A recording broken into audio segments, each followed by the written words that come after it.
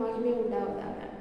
வசனம் சங்கீதம் 2ஆம் அதிகாரம் 12வது வசனத்தில் கர்த்தர் சொல்கிறாரு, குமாரன் கோபம் கொள்ளாமலும் நீங்கள் வழியிலே அழியாமலும் இருக்கும்படிக்கு அவரை முத்தம் செய்யுங்கள். கொஞ்ச காலத்திலே அவருடைய கோபம் பற்றி எரியும். அவரை அண்டிக் கொள்கிற யாவரும் பாக்கியவான்கள். சரியா? அப்போ கர்த்தர் இயேசு கிறிஸ்து கர்த்தர் சொல்றாரு, பயத்துடனே கர்த்தரை சேவிங்கள், நடுக்கத்துடனே களி கூறுங்கள். கர்த்தர் யாருன்னா உலகத்தை படைச்ச சர்வ வல்லமையுள்ள தேவனாகிய கர்த்தர். அவரை பயத்துடனே அவரை சேவிங்க. கர்த்தர்னாலும் பயம் தான். சரியா? அவர் உலகத்தை படைச்சவரை.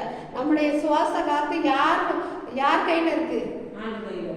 சர்வ வல்லமையுள்ள தேவனாகிய கர்த்தராகிய ஆண்டவர் இயேசு கிறிஸ்து கைகளில் இருக்கு.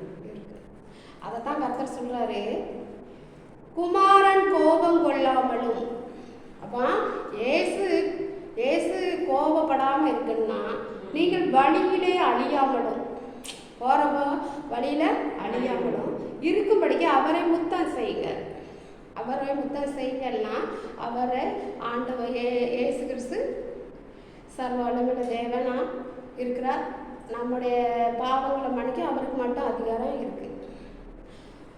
மனுஷனுடைய பாவத்தை மன்னிக்க இயேசு கிறிஸ்துக்கு அதிகாரம் இருக்கு. அதனால தான் அவர் சொல்றாரு, அவருடைய கோபம் முத்தம் செய்யுங்கள். கொஞ்ச காலத்துல அவருடைய கோபம் பற்றி எரியும். கொஞ்ச காலம்தான் இருக்கு அவருடைய கோபம் பற்றி எரியும். அவரை அண்டிக் கொள்கிற யாவரும் பாக்கியவான்கள். இயேசு அண்டிக் கொள்கிற யாவருமே பாக்கியவான்கள். அப்போ பாக்கியவான்கள் லிஸ்ட்ல இருக்கணும். நம்ம அந்த அழிஞ்சு போகாம இருக்கவும் நம்ம கர்த்தரை நம்ம என்ன செய்யணும்? பற்றி பிடிச்சுக்கிடணும். அவரே தேவன் என்று அறியணும். ஏன்னா இயேசு தேவன், தேவகுமாரன். சரியா? அவர் தான் உலகத்தின் பாவத்தை சுமந்து தீர்ந்த தேவ ஆட்டுக்குட்டி. மனுஷனுடைய பாவங்களை நிவர்த்தி செய்கிற ஒரு ஆட்டுக்குட்டியா பலியானாரு. அதனால மனுஷனுடைய பாவங்களை மன்னிக்க இயேசு கிறிஸ்துக்கு அதிகாரம் இருக்கு. அவரை அண்டி கொண்டா நம்ம என்னான்னு பாக்கியவனாக இருப்போம். நித்திய ஜீவனையும் சுதந்திரத்து கொள்வோம்.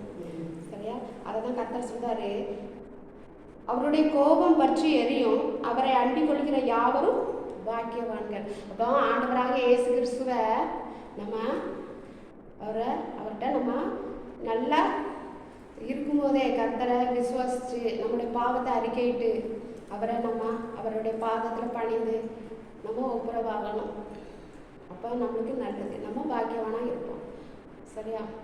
அதனால இயேசு கிறிஸ்துவோட ரத்தம் சகல பாவங்களையும் இன்னைக்கு நம்மளை சுத்திகரிக்கும். எந்த ஒரு பாவத்தில் எந்த ஒரு பாவக்கட்டாக இருந்தாலும், எந்த வித ஒரு வியாதியாக இருந்தாலும், எதுவாக இருந்தாலும் இயேசு கிறிஸ்துவோட ரத்தம் சகல பாவங்களையும் நீக்க அது வல்லமை உள்ளதாக இருக்குது. அதனால் இயேசு அண்டிக்கொள்வோம், நல்லா நலமுடன் வாழ்வோம். இயேசு கிறிஸ்துவோட கிருபை இந்த யூடியூப் சேனலை பார்க்குற யாவருக்கும் கிடைப்பதாக.